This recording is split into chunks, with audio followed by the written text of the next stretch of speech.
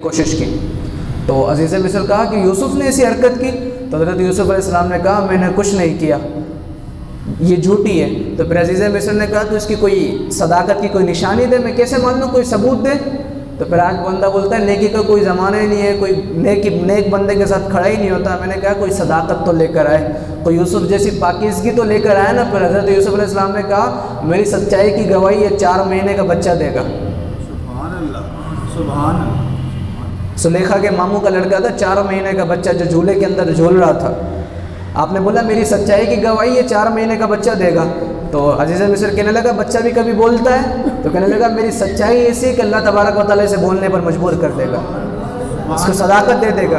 तो फिर जब अजीज़ मिस्र ने बच्चे को कहा ना, तो बंदा सच्चा होना चाहिए, तो फिर गवाही तो 4 महीने के बच्चे भी दे देते हैं। तो फिर जब अजीज़ मिस्र ने कहा बच्चे को, तो फिर बच्चे ने पता क्या कहा, बावाज़ बुलंद कान कमीसुहु कुद्दा मिन क़ुबुल फ़सदक़त व हुवा मिनल काज़िबीन व कान कमीसुहु कुद्दा मिन दुबुर फ़क़दबत व हुवा मिनस सादिक़ीन। बच्चा कहने लगा मैं कोई दलील नहीं दूंगा, मैं बस इतना कहूँगा अगर यूसुफ की कमीज़ पीछे से फटी है तो फिर ये जुलेखा का कसूरवार है, और अगर आगे से फटी है तो फिर यूसुफ का कसूरवार है। तो जब अजीज़ मिस्र ने देखी तो आपकी कमीज़ पीछे से फटी हुई थी, तो वो समझ गया जुलेखा का ही कसूर है। तो फिर आपने जुलेखा को डांटा, हज़रत यूसुफ अलैहिस्सलाम को कहा छोड़ो आइंदा नहीं होगा ऐसा, बस इस बात को जाने दो।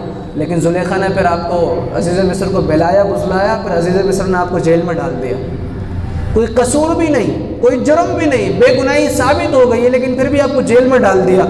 एक रिवायत के अंदर आप 7 साल तक जेल में रहे, और दूसरी रिवायत के अंदर 12 साल तक जेल के अंदर रहे, बगैर किसी गुनाह के, सब्र के, आजमाइश। मेरा रब ताला आजमा रहा है, लेकिन आप साबित कदम है। आप कह रहे हैं कि अल्लाह तबारक व तआला ने मेरी आजमाइश के लिए उतारा है, मैं अल्लाह तबारक व तआला की आजमाइश पर पूरा उतरूँगा, कोई शिकवा शिकायत नहीं कि मेरे साथ ही ऐसा हो रहा है। आप 7 साल तक जेल के अंदर रहे, एक रिवायत के अंदर 12 साल तक जेल के अंदर रहे। अलक़स्सा मुख्तसर ये हुआ कि किसी वजह से वक्त ज़्यादा हो चुका है, मैं क़स्सा मुख्तसर करूँगा कि काफ़ी उन्होंने कोशिश की, फिर साक़ी भी आए और दीगर लोग भी आए, फिर आपकी रिहाई हुई। जब आपकी रिहाई का परवाना लेकर आया ना, तो आपने कहा मैं जेल से बाद में निकलूँगा, पहले मेरी बेगुनाही साबित करवाई जाए।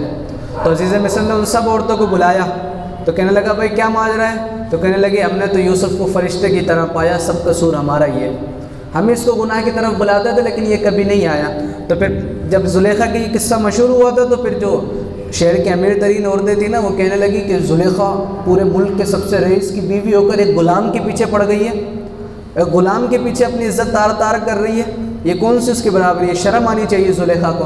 तो जुलेखा ने कहा अच्छा मेरे बारे में ऐसी बातें करती हैं। तो फिर आपने पूरे शहर की तमाम हसीन औरतों को बुला लिया, तमाम सरदारों की बीवियों को बुला लिया, उनकी हमशीराओं को बुला लिया, तमाम अमीर लोगों को बुला लिया, पूरे मिस्र की हसीन तरीन औरतों को बिठा दिया, और फिर सबके सामने फ़रूट भी रख दिया, साथ में एक छुरी भी रख दी।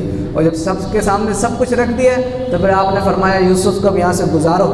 हज़रत यूसुफ अलैहिस्सलाम नज़रें झुकाकर वहाँ से सिर्फ गुजरे हैं, तो उन औरतों ने फलों की जगह अपनी उंगलियाँ काट ली, उन्हें पता ही नहीं चला, और कहने लगी ऐसा खूबसूरत इंसान हमने तो कभी देखा ही नहीं। वही पता चल गया कि ये तो जुलेखा भी माजूर है इस मामले में। तो अल्लाह ने इतना हुस्न अता किया था। फिर जब आपकी रिहाई हो गई वहाँ से, जब आप गए बादशाह के सामने, तो फिर बादशाह ने कहा कि मैंने ख्वाब देखा है, ख्वाब ये देखा है कि 7 दुगली पतली गायें 7 मोटी गायों को खा रही हैं। तो फिर आपने कहा कि मुल्क के अंदर 7 साल खूब बारिश होगी, खूब फसलें उगेंगी, और फिर 7 साल तक कहत रहेगा। तो फिर आपने कहा कि मुझे ये तमाम इंतज़ाम दे दो ख़जाने के, मैं संभाल लूँगा मुल्क को।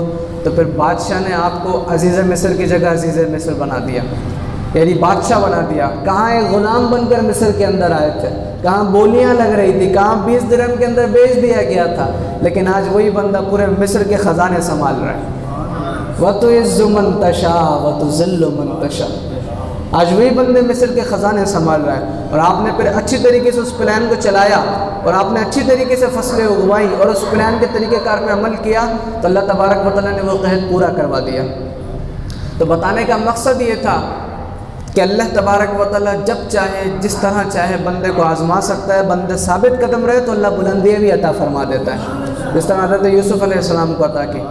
तो फिर जिन भाइयों ने अभी आपको ये सलूक किया था, जब पूरे मुल्क के अंदर कहत पड़ गया तो उन्हें भी ज़रूरत पड़ी, तो आपने 7 साल जमा की हुई थी, तमाम बोरियों के अंदर पूरा अनाज लोगों को आप तकसीम फरमाया करते थे। तो आपके भाई भी अनाज लेने के लिए मिस्र आ गए। जब आप मिस्र आए तो आप बादशाह की कुर्सी पर बैठकर आराम से गल्ला तकसीम फरमा रहे थे।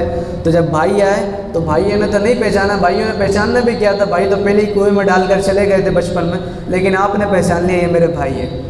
लेकिन फिर भी अब ताकत मौजूद है, बादशाह बनकर अजीज़ मिस्र बनकर बैठे हुए हैं, सिपाही भी मौजूद है, लेकिन फिर भी आपने ये नहीं कहा कि इन्होंने मेरे साथ ऐसा किया तो उनको जेल के अंदर डाल दो, बल्कि आपने फिर भी उन्हें गल्ला अता फरमाया और कहा कि तुम्हारे एक भाई बिन्यामीन भी है। बोला हाँ है। बोला उसे भी लेकर आना। तो फिर जब अगली दफ़ा उसे लेकर आए तो आपने अपने सगे भाई को अपने पास बिठाया, उसके कान में कहा मैं यूसुफ हूँ।